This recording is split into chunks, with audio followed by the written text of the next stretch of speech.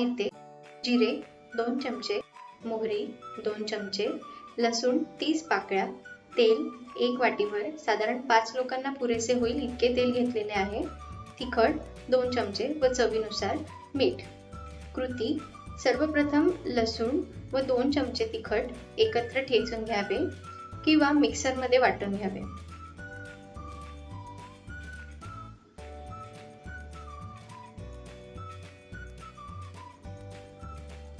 तेल गरम करून घ्यावे.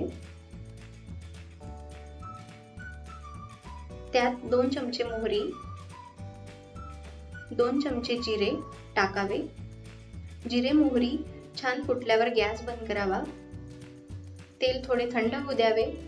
त्यानंतर ठेचलेला लसूण तेलामध्ये टाकावा. मीठ टाकावे. चमचमीत असे फोडणीचे तेल तयार झाले आहे. प्लेन खिचडीला चवदार बनवणारे फोडणीचे तेल नक्की करून बघा. धन्यवाद. सबस्क्राईब, कमेंट आणि शेअर करा.